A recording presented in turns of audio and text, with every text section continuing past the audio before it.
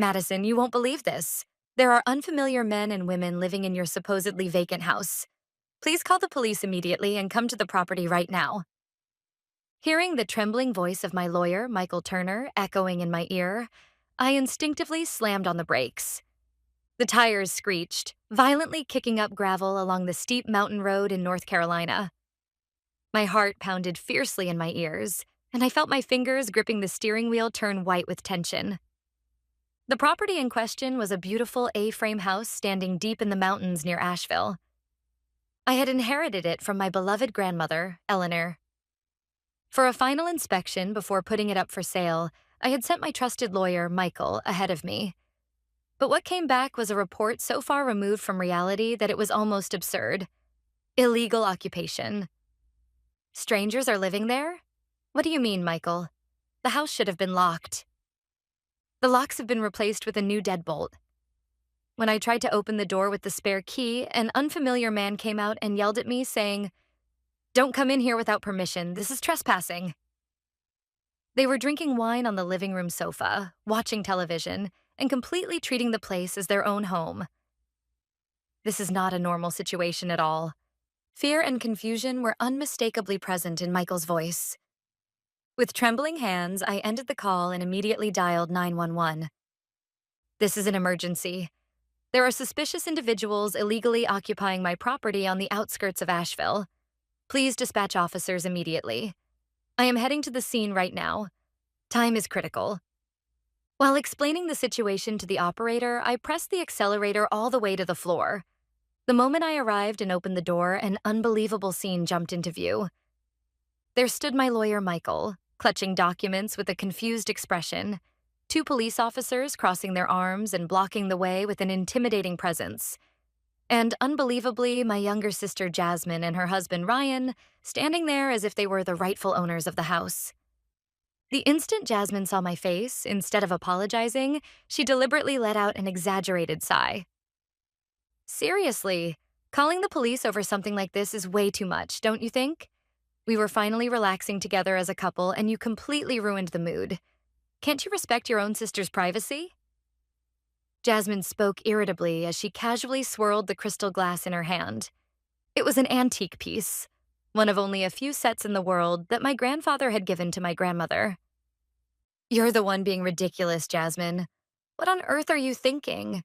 This is my property. Changing the locks and moving in without permission is blatant illegal occupation." My shout was cut off by a snort of laughter from Ryan, who was standing beside her. "Illegal occupation? Don't say things that sound so bad. We're just making effective use of family assets as relatives. You've got a perfectly nice house, right? You own 5 properties, and this one was sitting empty. If that's the case, it's only natural for you to let your sister and her husband, who can't afford rent, stay here for free. Hoarding everything for yourself isn't right, Madison." "Lending it to you? I never said anything like that. What happened to your rental apartment?" "Oh, that place? We canceled the lease last month. This place is free and the air is great. We're even getting ready to move our registered address here. Got a problem with that?" I felt dizzy hearing the words Jasmine threw out so casually. They had selfishly cut off their own escape route and barged into my property without permission, fully intending to settle here permanently. One of the police officers carefully scanned the interior with sharp eyes and then addressed me. "Ma'am, you did not give them permission to live here, is that correct?" "Of course not. And please look at this living room." Beyond the wide-open front door, a grotesque scene spread out before us. The once elegant living room was lined with crude steel racks, and dozens of laptops along with spiderweb-like communication cables filled the entire space. Thick soundproofing sheets were roughly taped over the windows with duct tape, making the place look exactly like a criminal operation base. "Jasmine, what on earth is all this equipment?" "It's just work. People who can't make money through lucky investments like you have to work desperately to survive." "That's enough. Pack up that filthy junk right now and get out." My furious shout echoed through the living room, but Jasmine only snorted and leaned back deeply into the sofa. Her attitude showed complete contempt for the law and for justice itself. "No way. This is our office. Or should I sue you for trespassing instead?" We have the right to live here. We've already moved all our belongings in, and the fact that we've been living here since yesterday can't be erased. If you cross this line even one step, I'll call a lawyer for human rights violations. However, Jasmine was making a fatal misunderstanding. This was North Carolina. When the rightful owner is present, the lawyer holds documents proving ownership, and there is clear evidence that the property is being unlawfully used as a business base and damaged. The police response is merciless. This is your final warning, the veteran officer declared in a low but inescapable voice. The property owner is demanding you to leave immediately. Since you cannot present a legitimate lease agreement, this constitutes first-degree criminal trespassing. Stand up right now. Don't screw with me. Ryan flew into a rage and shoved the officer who stepped forward hard in the chest with both hands. In that instant, the air in the room froze completely. You are under arrest for obstruction of official duties and assaulting a police officer. Do not resist. The officers subdued Ryan in an instant and slammed him to the floor. The cold, metallic click of handcuffs echoed through the quiet mountain valley. Let me go. This is an illegal arrest. Police brutality. Jasmine, help me. Ryan, what do you think you're doing, you tax-sucking thugs? Get out of our house. Enraged, Jasmine lunged at the officer's arm like a madwoman and dug in her nails. Oh, looks like the wife too. Obstruction of official duties. Calm down and cooperate. Jasmine was also easily subdued and handcuffed without much resistance. Madison, this is all your fault. Turning your own family over to the police? I'll curse you for the rest of my life. Go to hell. The ones going to hell are you, for turning someone else's home into a criminal base. Take them away immediately. Never let them set foot on this property again. When I said this coldly, the two of them were shoved into a patrol car, hurling insults and abuse the entire time. A silence like the aftermath of a storm settled over the house. The sound of the patrol car sirens faded into the distance, and the vacation home fell quiet once more. Together with my lawyer, Michael, I climbed the stairs step by step and resumed checking the condition of the property. The living room on the first floor was in a state so terrible I wanted to look away. Soundproofing sheets had been slapped onto the walls, and holes had been drilled into the floor without permission to run wiring. This is terrible. The second floor is probably the same. This will seriously affect the appraisal value. As I listened to Michael's words, I suddenly remembered the strange thing my late grandmother Eleanor had said to me before she died. Just before her death, she had gripped my hand tightly in her hospital bed and whispered this. Madison, if a storm comes and you lose sight of everything around you, look for that secret place where we used to play long ago. There's a light hidden there to protect you. It's a place Jasmine will never find. At the time, I had thought it was just delirium from illness, but now, in the midst of this abnormal situation, her words flashed vividly through my mind, sending a jolt down my spine. Michael, let's go to the attic. I have a feeling something is hidden there. The attic? Even though the first floor was packed with electronic equipment, there wasn't a single wire up there. It was the dustiest place, and it didn't look like your sister ever went near it. That's exactly why. We passed through the second-floor bedroom and headed further up to a small ladder-like staircase. In stark contrast to the living room downstairs, layers of thick dust had piled up there. Coughing, I pushed open the heavy door and turned on my flashlight.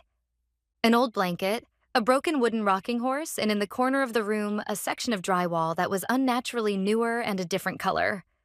I hooked my fingers into the gap in that wall and put my weight into it. The plywood peeled away with a cracking sound, and hidden behind insulation was a heavy, matte black digital safe. This is it. Grandma really did hide something here. Impressive find, but we don't know the password. Leave it to me. I placed my fingers on the cold keypad of the safe. The password is a number only Grandma and I know. No matter how much Jasmine thinks about it, she'll never figure it out. It was the numerical conversion of my grandmother's maiden name, our secret code. 0428. I entered the numbers. A solid electronic click echoed, and the lock disengaged. Slowly lifting the lid, I found a massive stack of neatly filed documents sleeping inside. I took the top file and shone my light on it, and in that instant, my throat froze with fear. These are client lists for senior investment funds. And look at these bank transaction records. Michael took the documents, adjusted his glasses, and stared at them intently. Madison, this is serious. Every fraudulent account listed here and every suspicious transfer destination is registered under your name with your social security number, former address, and even a meticulously forged version of your signature. I felt all the blood drain from my face. The files contained a complete record of the organized fraud Jasmine and Ryan had carried out, accompanied by notes that read like the screams of their victims. A total of $800,000 stolen from elderly people. All of it had been routed through accounts opened in my name, cleverly disguised to make it look as though I were the mastermind. Then we found the decisive piece of evidence, a handwritten note from Jasmine. Madison has plenty of assets, so a little illegal money transfer will blend right in. Even if the tax authorities come, we can insist that she is the ringleader operating out of this house. If we testify that we were just caretakers, we'll be set for life. Let the rich fulfill their obligations. I felt nauseous. My own sister wasn't trying to protect me. She was planning to use me as a shield for her crimes and send me to prison.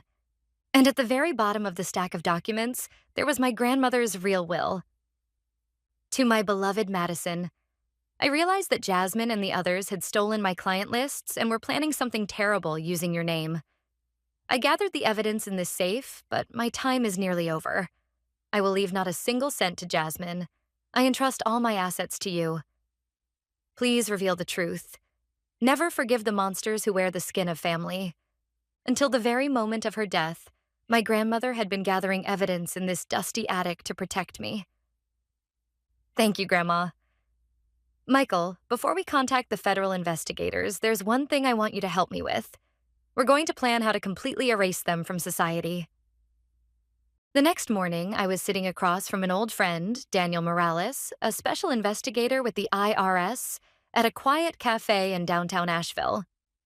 He was the government's most relentless bloodhound, a man who had exposed countless complex financial crimes. This is far more vicious than I imagined, Madison.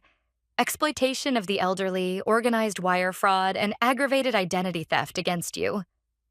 The evidence is airtight. The results of the preliminary investigation Daniel presented only fueled my anger further.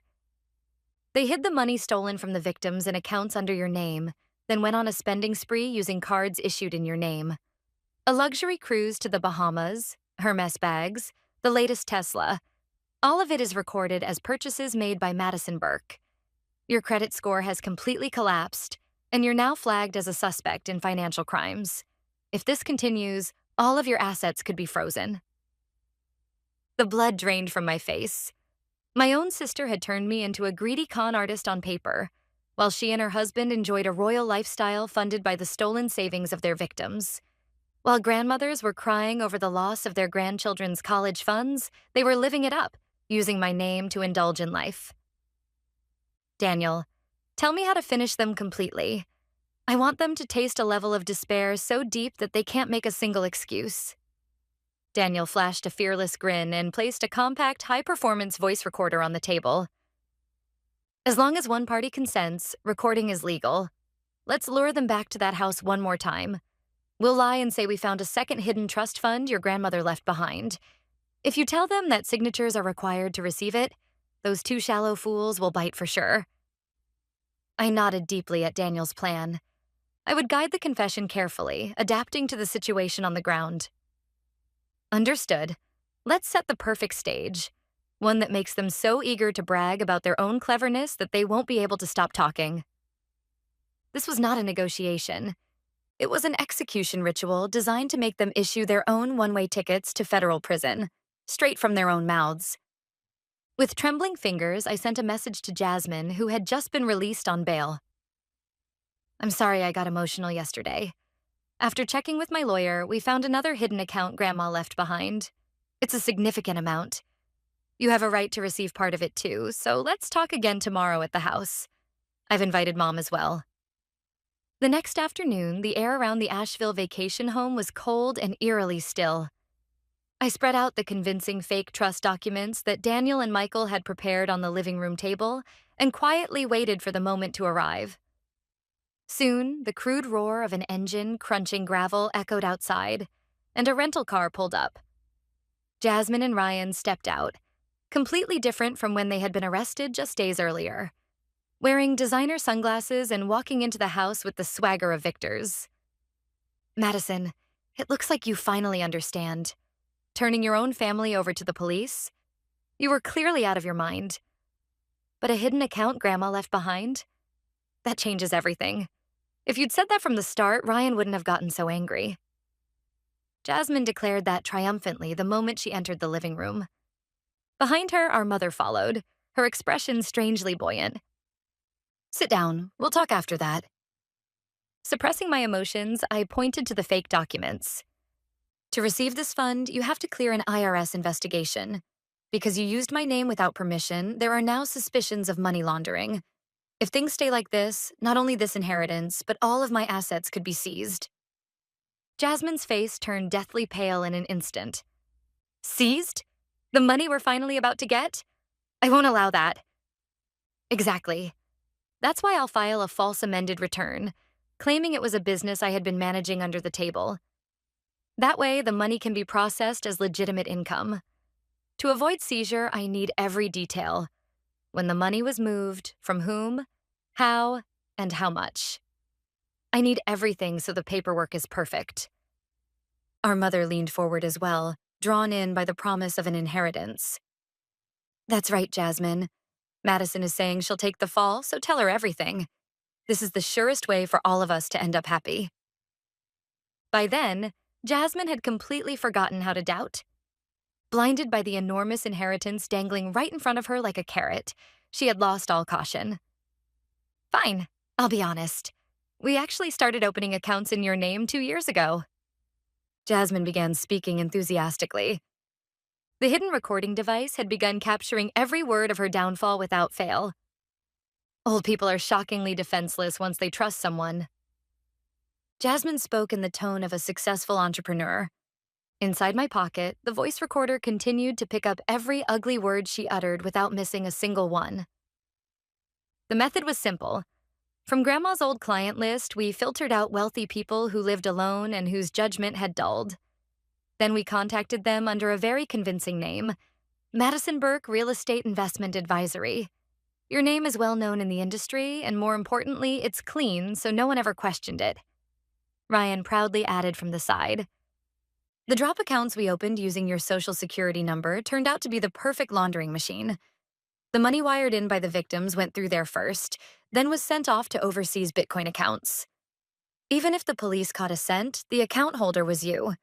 It would only look like a rich sister pinning the crime on her poor sister. A perfect plan, right? The two of them burst out laughing. But collecting as much as $800,000 must have been hard, right? When I prompted her, Jasmine snorted smugly. Hard? Not at all. Mrs. Collins said it was her grandchild's college fund, but when we proposed a guaranteed investment, she cried with joy and signed immediately. Those stupid old people had no idea their money was turning into our Bahamas trips, the latest Tesla, and Hermes bags. In the end, money shouldn't be used by the people who have it, but by the people who are smart. Ryan leaned forward as well, accelerating the confession. Using your house as our office saved us rent, and using your credit let us handle big transactions. Your name was the perfect camouflage. About this trust fund, too, if you sign as the mastermind, I think we can kick back about 10% to you. A family discount. 10%? You framed me and made $800,000 and I only get 10%? Don't be greedy. You already have more than enough, right? This is wealth redistribution. Their confession could not have been more perfect. Motive, methods, victim details, and a clear admission that they had deliberately framed me. I slowly stood up, removed my sunglasses, and fixed the two of them with a cold stare. Thank you. I wanted to hear those words directly from your own mouths. Now it's all over. Huh? What's with that face? Hurry up and sign. I took out my phone and said briefly, You heard everything. Come in.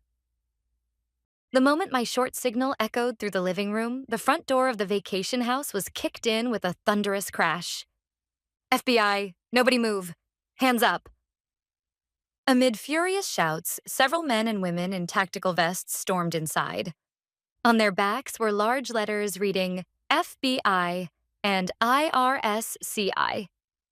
Leading them was Daniel Morales, the very man who had been sitting across from me at the cafe just moments earlier. He thrust forward his badge and fixed a cold stare on the frozen Jasmine and Ryan. "What is this?" "Madison, what does this mean?" Jasmine screamed as she nearly fell out of her chair. Ryan dropped the whiskey glass he was holding, and the amber liquid spread across the carpet. "I told you not to move.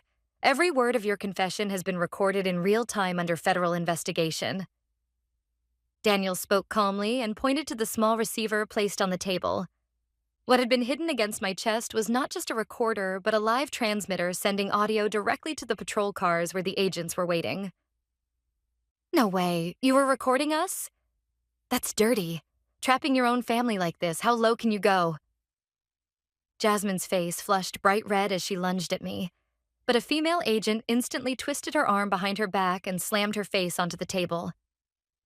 "Jasmine Burke and Ryan Burke, you are under arrest for violations of the Elder Abuse Prevention Act, wire fraud, and aggravated identity theft. You have the right to remain silent, but your confessions just made will be entered as evidence in court." In that moment, the living room turned into a hellish scene of chaos and screaming. "Wait, I had nothing to do with this. Chase planned everything." "Don't lie, Jasmine. You're the one who brought the client list." Just moments ago, they had been posing as invincible business partners, but the instant the handcuffs clicked shut, they began desperately hurling blame at each other. The sight was pitiful and almost laughable. Our mother had collapsed into a corner of the room, sitting as if her legs had given out. "Agent Daniel, please wait. This is a family matter. There's been some kind of mistake. Madison, stop this.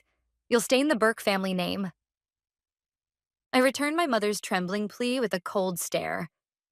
"Mom, it's too late. They bragged with their own mouths about stealing grandchildren's college funds from elderly people and trying to pin the crime on me. The reputation you wanted to protect was dragged into the mud by their own hands." Screaming and sobbing, Jasmine was dragged toward the front door. I watched silently as the flashing lights of the patrol cars swallowed them whole. Several months after the arrest, the trial was held at the federal courthouse in Asheville.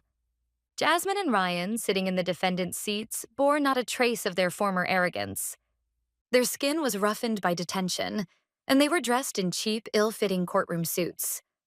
Until the very end, they clung to the pathetic claim that it was merely borrowing within the family. But the decisive confession recording submitted by the federal prosecutor shattered everything. The judge delivered the verdict in a cold, merciless voice. "Defendant Jasmine Burke, you are found to be the principal offender in violations of the Elder Abuse Prevention Act, wire fraud, and aggravated identity theft, crimes of an extremely malicious nature. Accordingly, you are hereby sentenced to 5 years in federal prison. As for the accomplice, Ryan Burke, you are sentenced to 12 months of probation. In addition, full restitution to the victims is hereby ordered." 5 years? This is a lie. We only moved $800,000. There's no way I should go to prison. Jasmine screamed in the courtroom, but reality showed no mercy. Furthermore, their assets were liquidated by the United States Marshal Service. Every sandcastle they had built with stolen money was exposed to the light of day and collapsed. The latest Tesla bought with loans taken out in my name, the Hermes bags that had filled their closet, and Rolex watches worth thousands of dollars were seized one after another and sent to auction. "Madison, please, don't sell that watch. Do you know how hard I worked to get it?" In the detention center visiting room, Jasmine clung to me as she begged, and I answered her coldly. "You didn't work for it. You just stole the wealth that women like Sophia Collins protected their entire lives. Everything is going back where it belongs. Don't cling to it for even a millimeter. Your so-called success was a fake, built on other people's misery. The funds generated from the seized assets were distributed under federal supervision to 6 victims. Out of the total damages of $800,000, approximately 30% was returned to them. Sometime later, I visited the home of one of the victims, Mrs. Sophia Collins. "Madison, thank you so much. My grandson's college fund came back. I had already given up, but now I can let him chase his dreams again. As I felt the warmth of her hands gripping mine through her tears, I knew it with certainty. Uncovering the truth in that house that day was the most valuable action I had ever taken in my life. Madison, wait! Don't go! The one who chased after me as I stepped out through the heavy courthouse doors was my mother. Her face was crumpled with tears, and there was no trace left of the dignified figure she had been just months before. But what spilled from her mouth was not an apology to me, but a shockingly selfish accusation. If you had changed your testimony and agreed to a settlement, Jasmine's life could have been saved. Don't you have any mercy at all? Do you really think you can be happy after throwing your own family into hell? I stopped walking and slowly turned around. Mom, let me ask you just one thing. Did you truly not doubt for even a single second, until Jasmine was arrested, that she had stolen my identity and scammed elderly people? When you saw that flashy lifestyle, didn't you think anything was strange? At my question, my mother twisted her face and screamed as if spitting the words out. Of course I didn't doubt it. I just assumed that you, being successful, were helping your sister out. I thought that was family supporting family. And yet, without even talking to me, you suddenly sold Jasmine out to complete strangers like the FBI and the police. If you had consulted me, we could have settled this quietly within the family. Instead, you dragged it out into the open and trampled our family's pride with your own hands. The moment I heard those words, something inside me collapsed with a sound, and then vanished completely. To my mother, my sister and I had never really mattered. The only thing she could not forgive was losing the chance to cover up the family's shame and having it exposed to the world. Pride? What pride is there in a family that steals money from the elderly and frames their own daughter? Mom, the family you're talking about tried to destroy me. The only people who protected me were my friends. Daniel, who isn't even related by blood, and Michael, my colleague. After knowing the truth, you still blame me for not hiding a crime. You no longer have the right to call yourself my mother. I took a copy of my grandmother's will, the one I had found in the attic, from my bag and shoved it against my mother's chest. Grandma saw everything coming. That's why she entrusted me with the evidence to cut you all off. Mom, this is goodbye for you too. Stay buried in that dark past along with your so-called family dignity. Ignoring my mother's screams behind me, I walked toward the parking lot without looking back even once. That very day, I blocked all contact information for my mother, Jasmine, and Ryan. Through my lawyer, I also sent a legal notice prohibiting any future contact whatsoever. After the storm-like days had passed, silence returned once more to the mountains of Asheville. The A-frame house I had inherited from my grandmother was sold promptly once evidence preservation for the case was lifted. Ironically, the attic, the one Jasmine and the others had called filthy and never went near, remained the only part of the house that was still untouched and beautiful. A young couple who came to view the property instantly fell in love with the hidden room in the attic, calling it perfect for a secret study, and the deal closed at the full asking price. The proceeds from the sale were deposited into my account. They were funds for my future, money my grandmother had protected with her life. Using that money, I bought a small house in a quiet place far from the bustle of Charlotte, a new base for my life. There was no family left who would sacrifice me for their own sake. Several years after the incident, I heard rumors about how they were doing.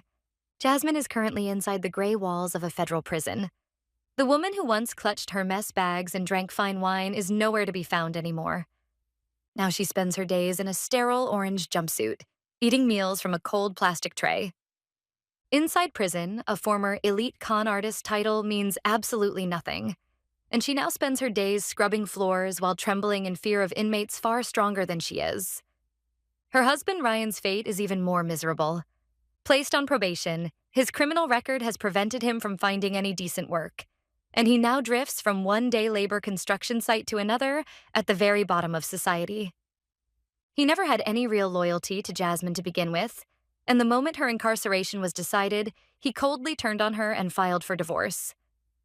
But now penniless, he can barely scrape together enough money to pay the rent on a rundown apartment. And then there is my mother. The family reputation she valued above all else was dragged through the mud, and the rumors spread quickly. One by one, her friends drifted away, and now she lives completely alone, whittling down the small amount of savings that escaped seizure, spending her days in a dark room with the windows shut tight, cursing my name, or so I've heard. As for me, the restoration of my credit history has been progressing smoothly. My name as a real estate investor has once again established itself as that of a trustworthy business partner. I quietly speak in my heart to the smiling photograph of my grandmother displayed above the fireplace in my new home. Grandma, thank you. What you wanted to protect, I've truly inherited it now.